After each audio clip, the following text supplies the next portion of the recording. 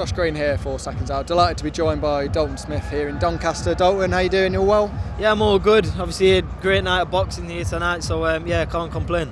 Here for Ed Hardy, getting another win under his belt. What have you seen from him in the gym? And I'm sure you must be impressed tonight. He's stepping up all the time.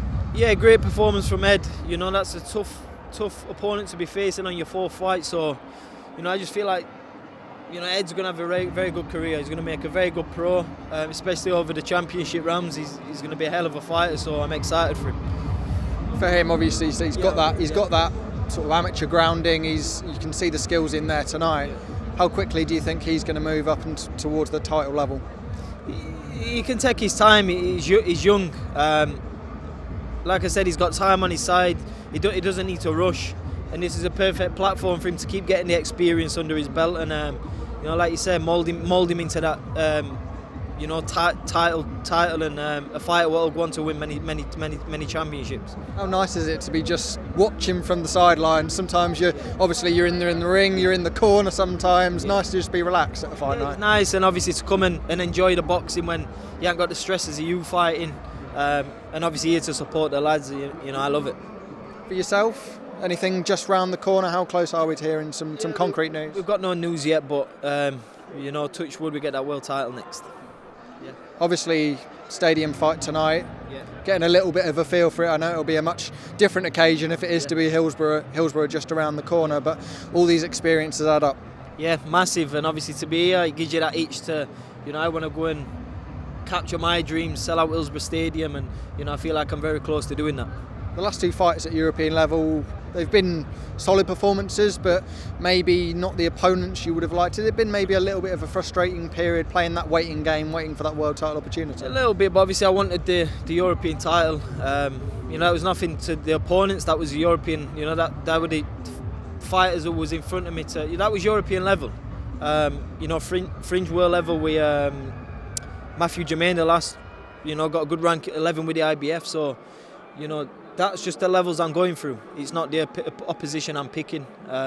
So yeah, I feel like I'm in a great position to go on and fight for that world title now. Do you think part of that is a case of people underestimating you still? That you're going in with these European guys and you're just tearing them apart, you're having it all your own way? It's boxing. It's like you knock somebody out, it's like, oh, he never fights anyway. You get an odd fight, it's like, oh, he's not good. So can't win, can you? You can't win. As long as you go in there, do it for yourself, do the best you can.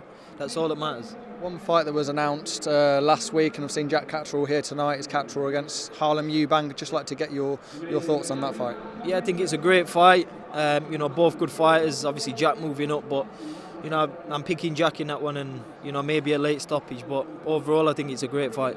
Harlem with a little bit of a step up. Obviously, the last performance against Tyrone McKenna was a really good one, but Jack's fought at that fringe world level. Do you believe he can sort of bridge the gap to Jack Catterall, who's got the greater experience? I mean, you said fringe world level, Jack's been at the high level, you know what I mean? Josh Taylor's progress, Jack's been there, and you know, I think he's a great fighter, and you know, that's why I'm picking him in that one. I heard you speaking about it just now, but Manny Pacquiao returning at 46 years of age, 6 years since his last win on a professional stage. What were your sort of initial reactions when you saw that he was coming back, obviously straight into that world title fight and straight into number 5 in the rankings? Yeah, it's crazy, and like you said, boxing's a young man's game. You know, he don't need boxing. Go and enjoy his life, enjoy his career. So yeah, I'm not a fan of it. Is it frustrating as a fighter that's waiting around for those opportunities, and there's going to be a lot of fighters that are waiting around for world title opportunities, that someone can come back and go straight into something like that? 2-6. Lewis.